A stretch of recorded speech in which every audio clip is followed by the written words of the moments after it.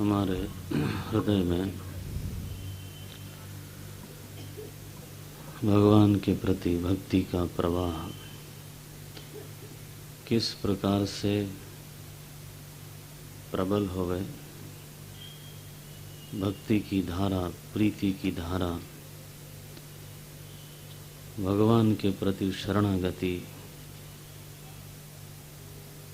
भगवान के प्रति अनन्य आश्रय किस प्रकार से सिद्ध होवे, उसकी साधना पद्धति क्या है, भगवान स्वयं अपने श्री मुख से हम सब लोगों को उपदेश करते हैं शबरी के बहाने। शबरी तो एक बहाना है, क्योंकि बाद में बोलते हैं सकल प्रकार भगति दृढ़ तोरे। तो तुमको बताना नहीं है, तुम्हारे पास पहले से ही ये है, तो फिर किसको बता रहे हैं वो? सावधान सुनो धरु मन माही, सावधान हो करके सुनो, धारण करो। शबरी को नहीं बोल रहे हैं, शबरी ने पहले ही धारण किया हुआ है। सकल प्रकार भगति दृढ़ तोरे, तो सिद्ध है, भगवान स्वयं उसके सामने उपस्थित हैं, उसकी भक्ति के जोर से ही तो हम लोग हैं उसके श्रोता। भगवान शबरी का बहाना बनाते हैं, उपदेश हमको देते हैं। प्रथम भगति संतन कर संगा, तो संतों का संग करें। सत्संग का एक लक्षण ये है, उसी को हम सत्संग बोल पाते हैं जहाँ भगवान की चर्चा हो, जहाँ पर चर्चा का विषय स्वयं परमात्मा है, चाहे उसका सगुण रूप हो चाहे उसका निर्गुण रूप हो। लेकिन जिस चर्चा में परमात्मा ही हो, परमात्मा ही विषय के रूप में है, हम केवल उसी को सत्संग बोलते हैं। कई बार महात्मा लोग भी आपस में बात करते हैं, या हम किसी महात्मा के पास जाते हैं, लेकिन चर्चा का विषय दूसरा होता है, तो वो लाभ नहीं होता जितना होना चाहिए। तो एक लक्षण तो यही है कि जहाँ राम कथा जहाँ सुरसरी धारा, सुरसरी गंगा जी की धारा की तरह से जहाँ राम जी की कथा प्रवाहित हो रही हो। सत्संग में 3 धाराएं गोस्वामी जी ने बताई। त्रिवेणी संगम जहाँ पर होवे, और कम से कम एक नदी तो होवे, अगर त्रिवेणी ना हो तो कम से कम एक नदी तो होवे जिसमें स्नान हो सके। सत्संग में जाएं और स्नान करने के लिए नदी ही ना हो तो बिना स्नान के ही लौटना पड़ेगा ना। वो 3 नदियां बताई हैं, राम कथा जहाँ सुरसरी धारा, भगवान की कथा, राम जी की कथा, ये है गंगा जी। सरसई ब्रह्म विचार प्रचारा, और भगवान का निर्गुण रूप ब्रह्म का जहाँ विचार हो रहा हो वो सरस्वती जी हैं। तो कोई ऐसा सत्संग होता है जहाँ ब्रह्म का विचार हो रहा हो, तो समझ लो एक नदी तो बही रही है। कौन सी है वो? सरस्वती जी। उसमें स्नान कर लो।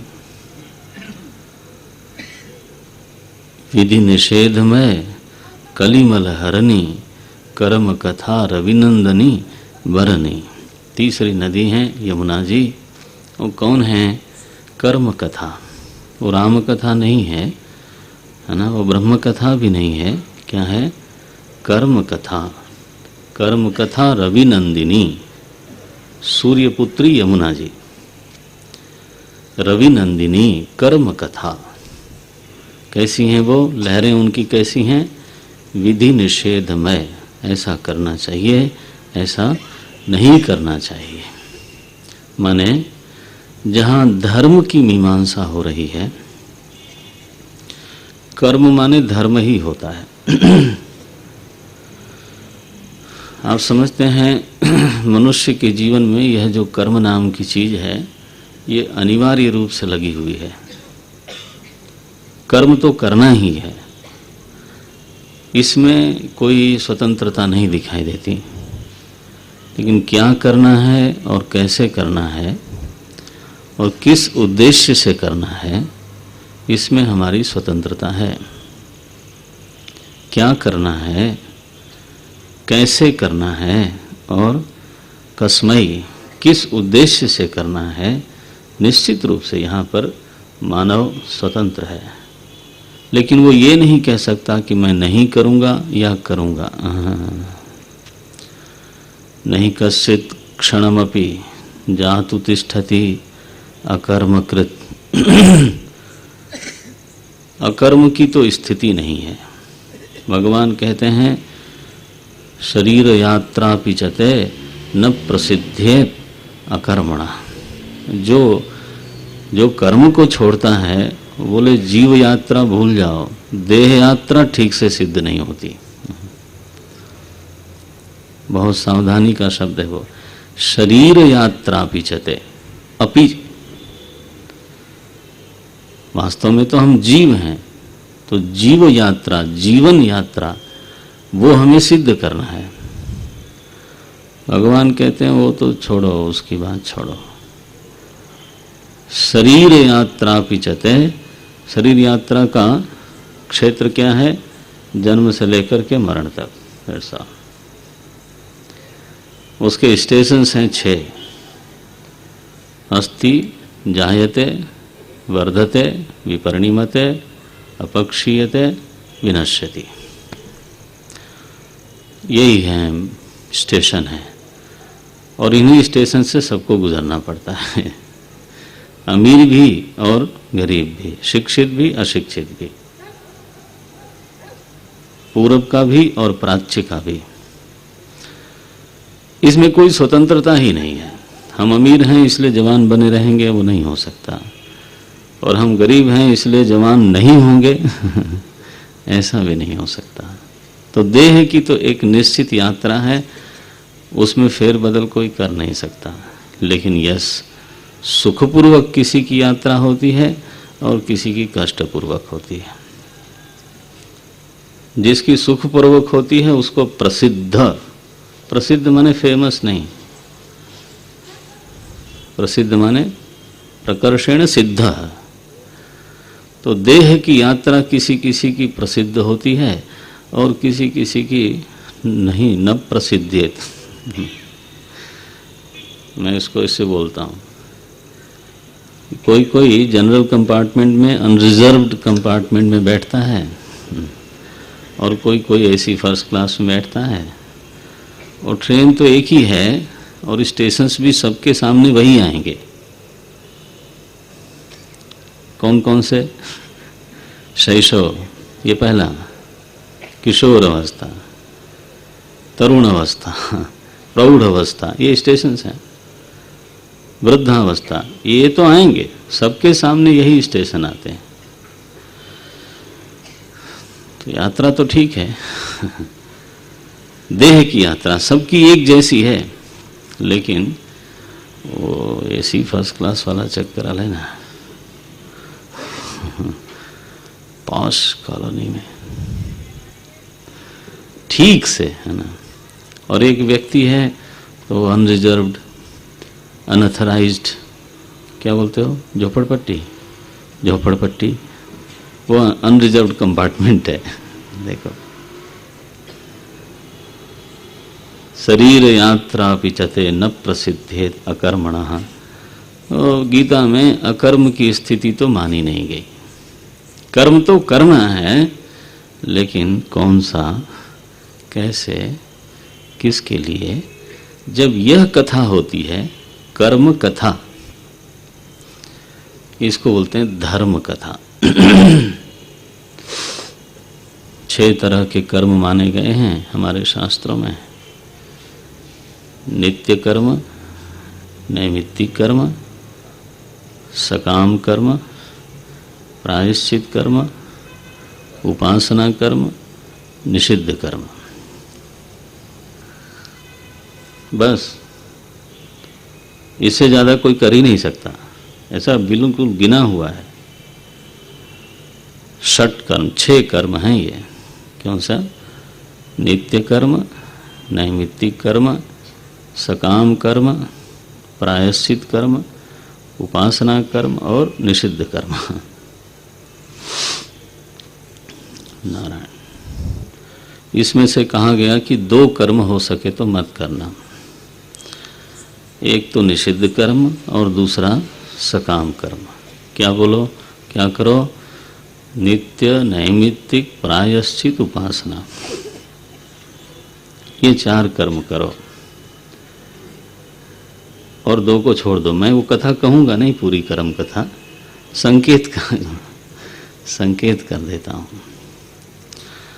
अपने अधिकार के अनुसार जो हमारा नित्य कर्म बनता है, अपने अधिकार के अनुसार जो हमारा नैमित्तिक कर्म बनता है, ओकेजनल, उसको हमें करना ही करना है ना। और कोई विशेष कामना हमारे मन में है, उसको लक्ष्य करके जब कर्म करते हैं उसको सकाम बोल देते हैं। शास्त्र कहता है नित्य नैमित्तिक कर्म करते समय भी गलतियां होती हैं। इसलिए प्रतिदिन प्रायश्चित कर्म होना चाहिए। आप तो प्रबुद्ध लोग हो, रामायण पढ़ा होगा, वाल्मीकि रामायण भी पढ़ा होगा। राम जी भी रोज प्रायश्चित करते थे। उन्होंने दिखाया कि मानव के शरीर में आकर के जानबूझ के या अनजाने में गलती होती ही है। नहीं गलती होती है ऐसा बोलना झूठ है ना। चलने फिरने में, बोलने में कुछ न कुछ होता ही रहता है। इसलिए जब संध्या वंदन करता है हमारा गृहस्थ ब्रह्मचारी, जो आजकल नहीं करता है, सिद्ध हैं सब लोग।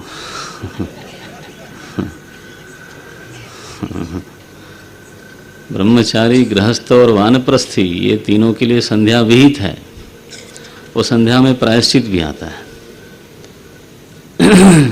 जो जो हमने रात को किया वो सब का सब साफ हो जाए, ये संध्या में आता है। अच्छा, वो नहीं होता, होना तो चाहिए, नहीं होता तो सोते समय कर चरण कृतम, क्षमा पराग तो कर लो। कर चरण कृतम वा कायजम कर्मजम वा श्रवण नयनजम वा मानसम वा पराधम विहितम अविहितम वा सर्वम एतत् क्षमस्व। जय जय करुणाब्धे श्री महादेव शंभो। ये भी प्रायश्चित है। भगवान के सामने अपने आप को खोल के रख दो। ये संक्षिप्त प्रायश्चित है। और उपासना कर्म रोज होनी चाहिए। माने हमारी वृत्ति अगर थोड़ी देर भी भगवान के नजदीक न जाए तो वो अपवित्र होती चली जाती है। उपासना माने क्या होता है? उपासनम। तो वृत्ति को ईश्वर के निकट थोड़ी देर के लिए बैठाना चाहिए, इसी को बोलते हैं उपासना। वो बैठाने के लिए चाहे आप पूजा कर लीजिए, चाहे आप पाठ कर लीजिए, वो ये बहाना है। ये जब हम पूजा करते हैं, अगरबत्ती दिखाते हैं, तो ये बहाना है कि अपनी वृत्ति को हम भगवान के पास एक बार ले जाते हैं, है ना। इसको उपासना कहते हैं। तो 4 कर्म होवे और 2 कर्म हो सके तो न होवे, एक कर्म कथा है। ये बहुत विस्तृत है। गहना कर्मणो गति, वेद की 96,000 ऋचाएं केवल यही कथा कहती हैं।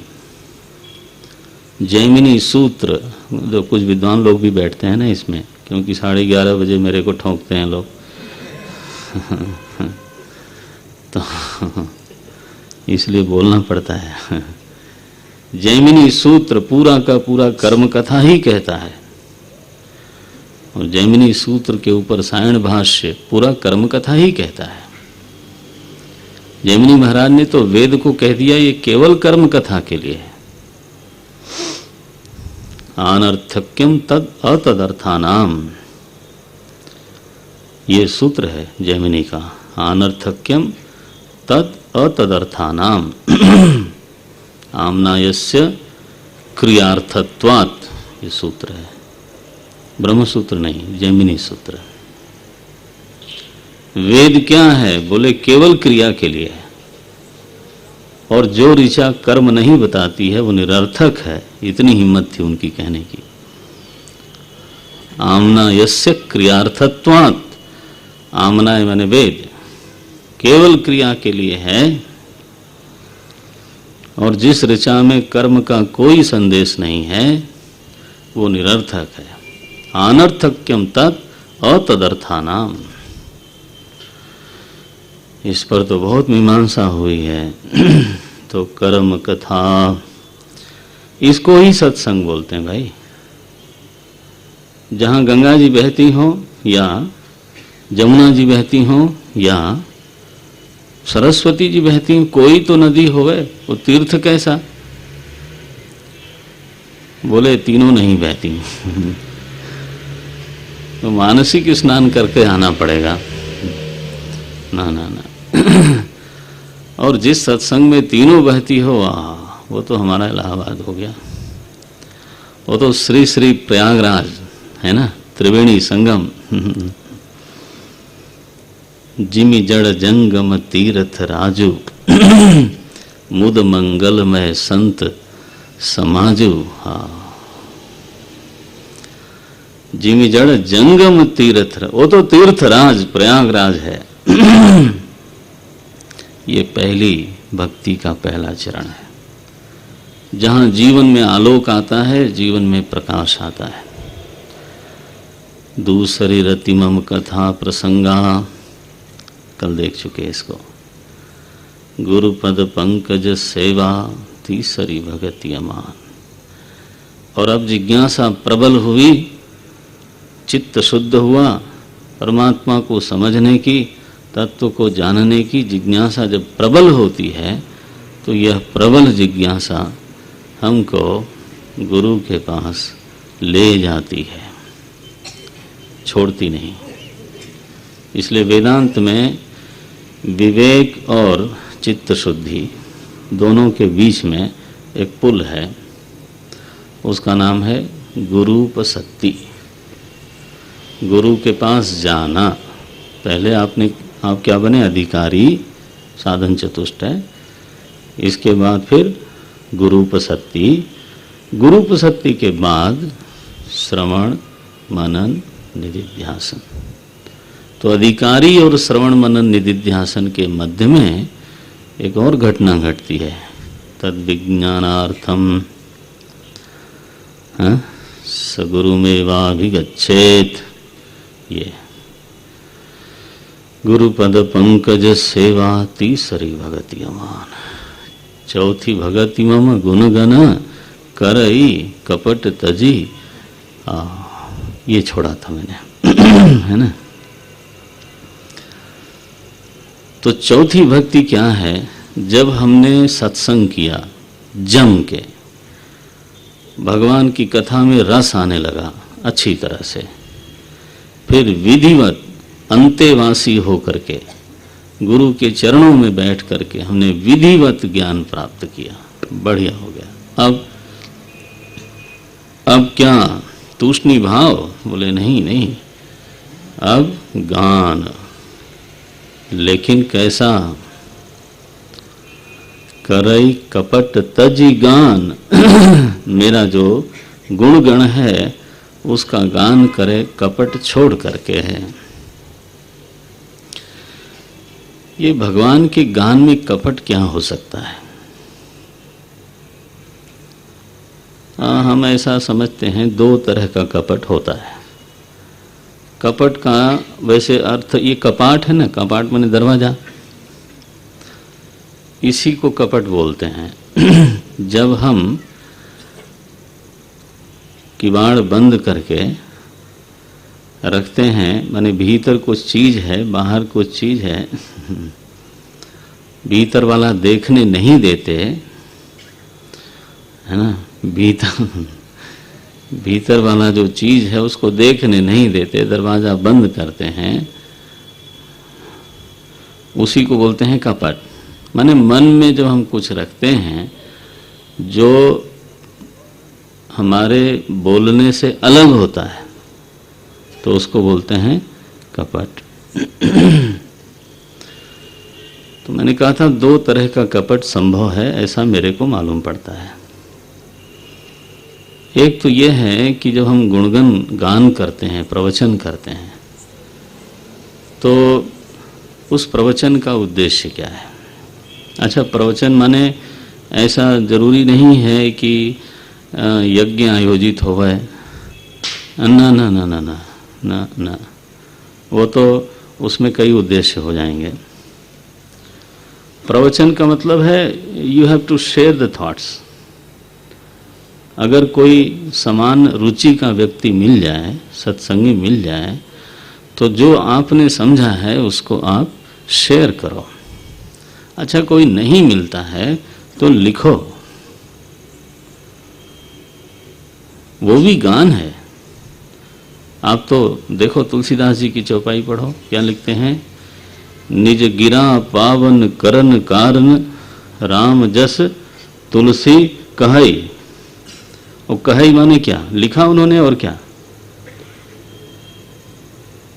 3.5 साल तक भगवान का गुणगान करते रहे इसी ग्रंथ में। वो पराधीनता नहीं है गान करने में। आप ये मत समझना कि सब बिजली लगेगी और माइक लगेगा और तभी गान होगा, ऐसा नहीं होता। ये बाध्यता हो जाए तो फिर तो है ना, हर जगह कमेटी चाहिए फिर नेचुरली। आयोजन करने के लिए फिर बहुत सी चीजें चाहिए। गान में श्रवण से अधिक स्वातंत्र्य है, वो तो मैं अभी आऊंगा उस पर पक्का। लेखन में स्वातंत्र्य है, हाँ, तब परतंत्रता जरूर आ जाती है जब आप उसको छपवाना चाहते हो। आपको मालूम हो कि तुलसीदास जी की जो हस्तलिखित पत्रिका थी वो उनके जीवन काल में कभी नहीं छपी, और न तो उन्होंने छपवाने के लिए लिखा। स्वांतः सुखाय तुलसी, साफ, पहला ही उद्देश्य साफ है ना। स्वांतः सुखाय तुलसी रघुनाथ गाथा, भाषा निबद्ध मंजुल मातनोति। गान में परम स्वातंत्र है, यदि कोई साधना के लिए करे तो। जरूरत क्या है छपने की? ईश्वर की इच्छा होगी छपेगी, मेरी क्या? मेरा तो साधना है वो। कबीर को ज्ञानपीठ पुरस्कार थोड़ा मिला था, तुलसी को नहीं मिला, मीरा को नहीं मिला, ये सब गान करने वाले थे। तुकाराम जी को नहीं मिला, ये रोज गान, दिन भर गान ही करते थे और क्या करते थे। तो इनके लिए कोई कमेटी और माइक और एडवर्टीजमेंट ये थोड़ा जुटाना है। संतई के लिए ये पराधीनता नहीं होती। हाँ, ऐसा भी जुटे तो गान होता है, अगान होता है ऐसा नहीं, लेकिन उस गान का प्रयोजन स्पष्ट होना चाहिए। स्वांत सुखाय मोरे मन प्रबोध जहीं होई। अपने मन में जो प्रबोध है वो बिल्कुल स्पष्ट होता जाए, रोज और खिलता जाए और स्पष्ट होता जाए, इसके लिए होता है प्रवचनम। प्रवचनम क्या है? इट्स लाउड थिंकिंग, है ना, बोलते हैं ना लाउड थिंकिंग। तो आप सोच रहे हो, मनन के स्थान पे प्रवचन को रखा जाता है। श्रवण हो गया, गुरुपद पंकज सेवा, श्रवण हो गया तो मनन के स्थान पे प्रवचन को रखा जाता है। वादे वादे जायते नहीं, तीर्थे तीर्थे जायते ब्रह्म वृंदम। आज दोपहर को कोई सुना रहा था मेरे को, लेकिन एक ही लाइन सुनाया उसने, बेईमान। तीर्थे तीर्थे जायते ब्रह्म वृंदम, वृंदे वृंदे जायते तत्ववादः, वादे वादे जायते तत्वबोधः, बोधे बोधे भासते चंद्रचूड़ा। वो 3 पाद मेरे को पूरा करने के लिए छोड़ दिया था, अब वो हैं कि नहीं पता नहीं। नास्ति अत्र।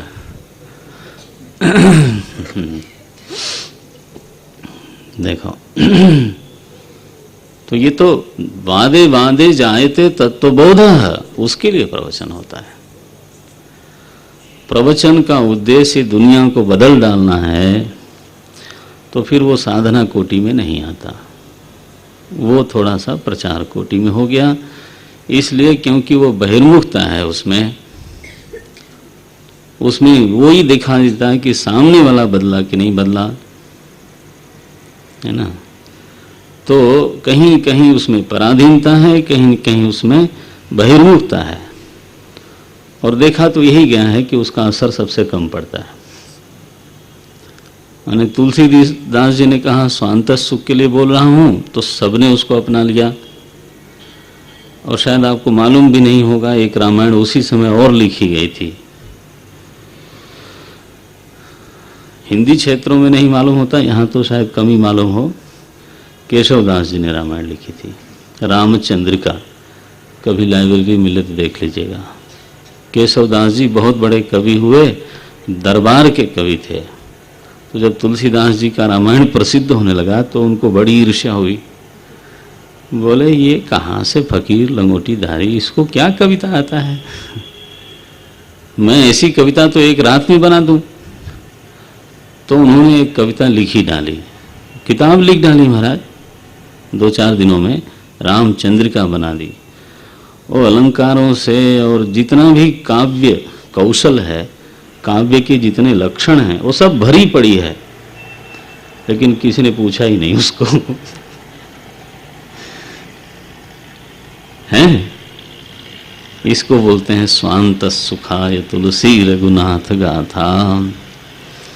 तो प्रवचन में उद्देश्य यदि कहीं न कहीं बाहर का है तो ठीक नहीं, वह कपट हो गया, साधना से भिन्न हो गया। कई बार व्यवसाय से भी प्रवचन व्यवसाय के लिए भी करते हैं, कई बार यश के लिए करते हैं। साधना से भिन्न कोई भी उद्देश्य लेकर के यदि मैं प्रवचन करता हूं, तो वह प्रवचन ये चौथी भक्ति में नहीं आएगा।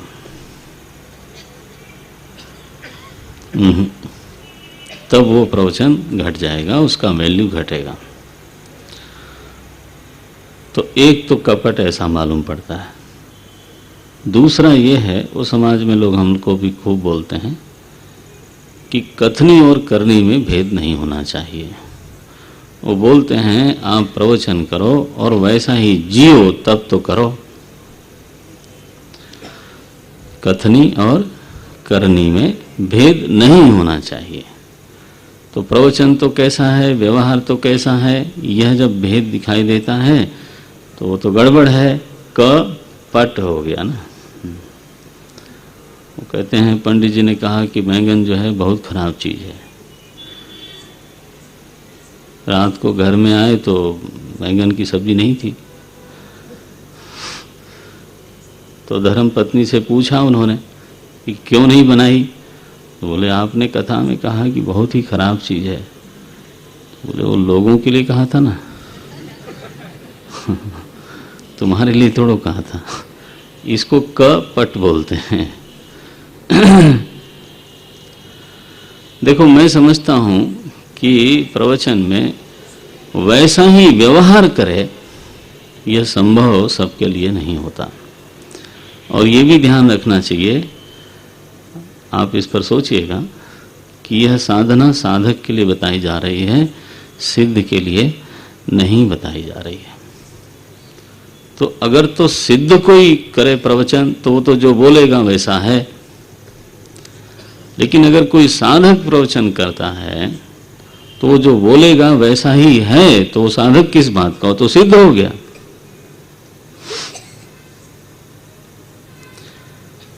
तो मेरी समझ ऐसी है कि जो आप बोलते हो, आप वैसा करने की कोशिश करते हो, लेकिन आपका विश्वास पूरा है उसमें। जो आप बोलते हो वही आपका विश्वास भी है। व्यवहार तो कई बार नहीं हो सकता है, साधक है ना, लेकिन यू मीन इट, ये मतलब है आपका वही विश्वास है जो आप बोलते हो। कम से कम व्यवहार के धरातल पे नहीं तो विश्वास के धरातल पे एक रास्ता होनी चाहिए। मैं बोलूं कुछ लेकिन मैं स्वयं न मानूं, वो बहुत बड़ा कपट है। हमारे मित्र लोग हैं दर्शन विभाग के लोग, तो हम कहते हैं, वो कहते हैं शंकराचार्य जी को पढ़ा सकता है, रामानुजाचार्य जी को पढ़ा सकते हैं, वल्लभाचार्य जी को पढ़ा सकते हैं, ठीक है। मैंने कहा अच्छा इनमें से किस में आपका विश्वास है? बोले वो मत पूछिए, विश्वास चारवाक में है। पढ़ा सबको सकते हैं। शंकराचार्य जी को पढ़ाएंगे तो पूरा प्रतिपादन करेंगे कि अद्वैत ही है, नानात्व तो है ही नहीं, लेकिन विश्वास दे डोंट मीन, तो वहां पे कपट हो जाता है। अद्वैत अनुभूति नहीं है लेकिन यू मीन इट,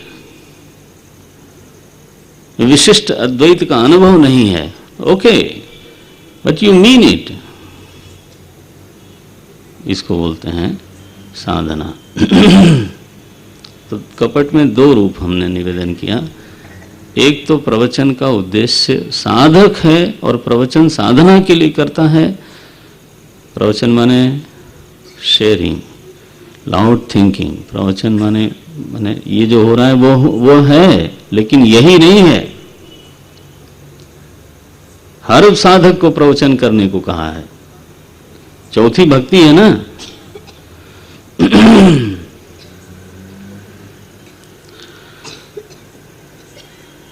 तो दो हैं, एक तो प्रवचन का उद्देश्य क्या वो स्पष्ट हो, दूसरा जो हम बोल रहे हैं वो हमारा विश्वास है या नहीं है। केवल प्रतिपादन करने के लिए प्रतिपादन कर रहे हैं, ऐसा नहीं होना चाहिए। करई कपट तजी गान, चौथी भगति मम गुण गना। प्रवचन में इतना कस के मनन होता है, तो इतना आप जानते हो तो इतना बोल सकते हो। ऐसा नहीं होता कि इतना जानते हो और इतना बोल सकते हो, वो झूठ मूठ होगा, उसमें दोष बहुत होता है।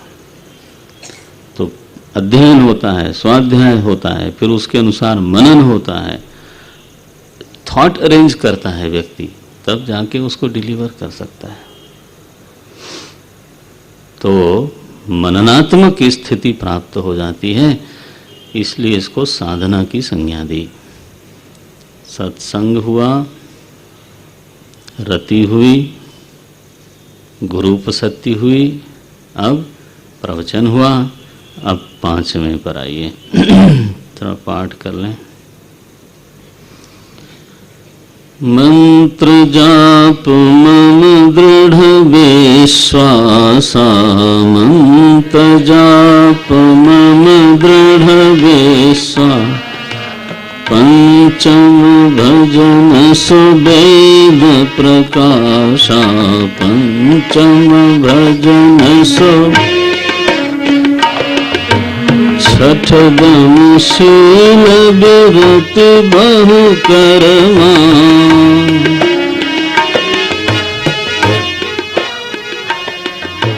निरत निरंतर सज्जन धर्मा, निरत निरंतर सज्जन धर्मा।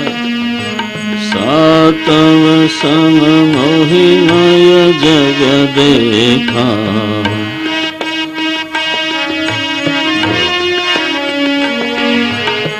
सातव सम मोहिमय जग देखा।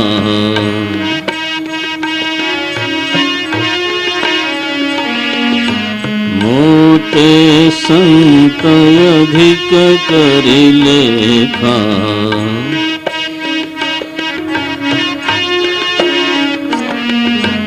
आठम जथा लाभ संतोषा,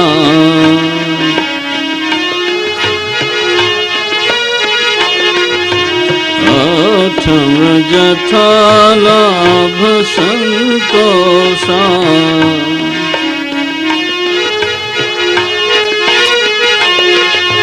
सपने नहीं देखई पर दोषा, सपने नहीं देखई पर। नवम सरल सब सन छलहीना,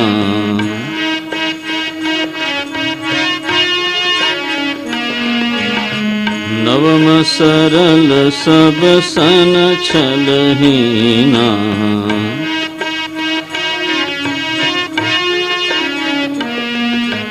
मम भरोस हिय हर्षन दीना,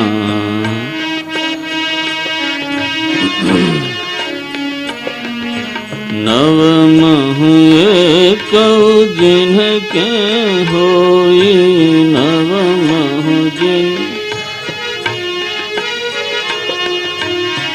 नवम हुए कऊ जिनके होई, नवम जिन।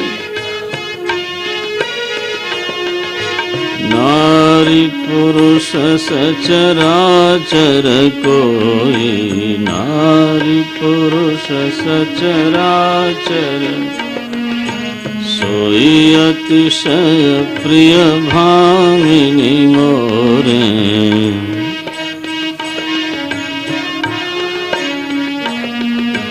सकल प्रकार भगति दृढ़ तोरे,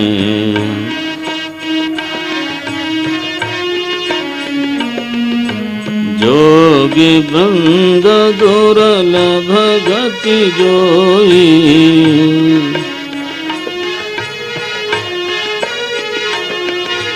तो कहूँ आज सुलभ भई सोई,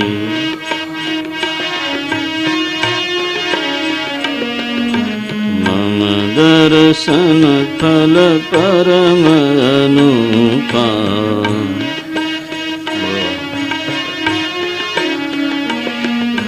मम दर्शन फल परम अनुपा।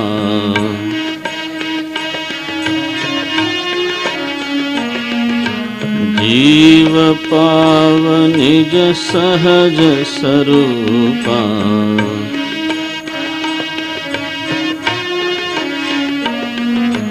जीव पाव निज सहज स्वरूपा।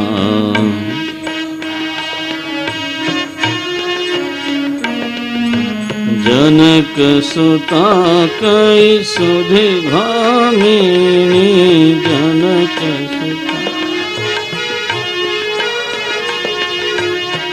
जनक सुता कई सुधि भामिनी, जनक सुता।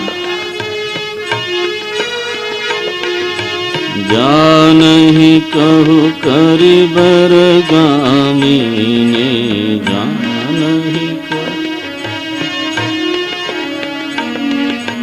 पंपा सरहि जाहु रघुराई, पंपा जाहु रघुराई।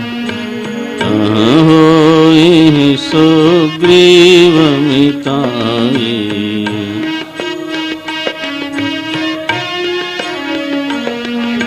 सो सब कही देव रघुबीरा।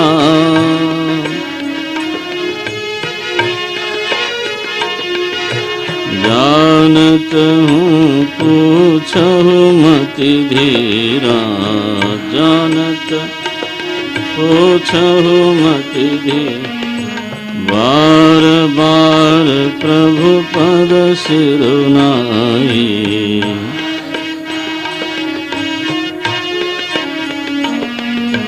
प्रेम सहित सब कथा सुनाई। प्रेम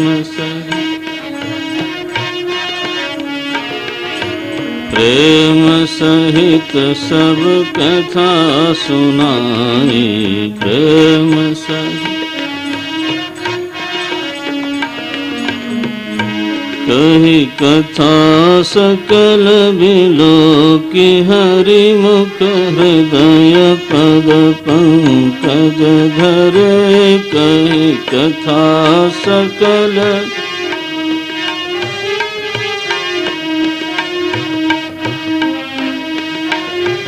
कही कथा सकल बिलोकी, हरि मुख हृदय पद पंकज धरे। कही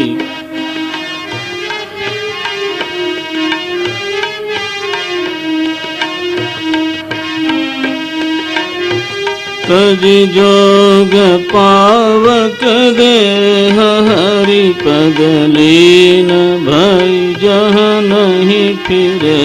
तज जोग देह, हरि पद लीन भई जहाँ नहीं। नर विविध कर्म धन, बहुमत शोक प्रद सब त्याग हो। नर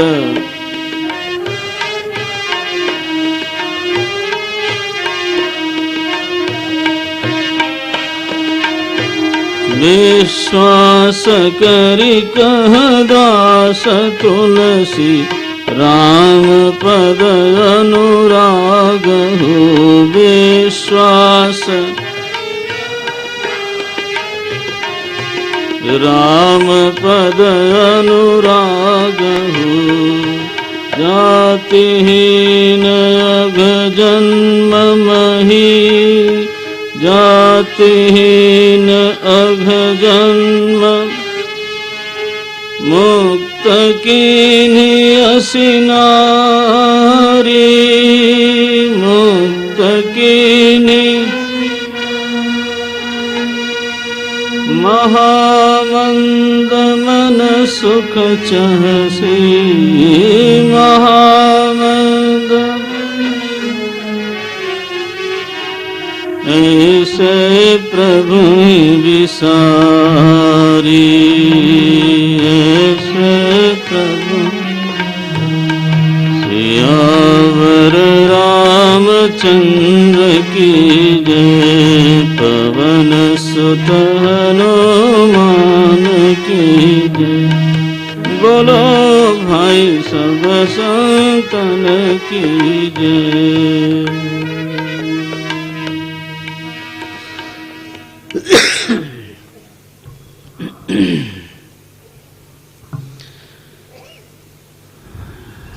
हमारा जो शास्त्र है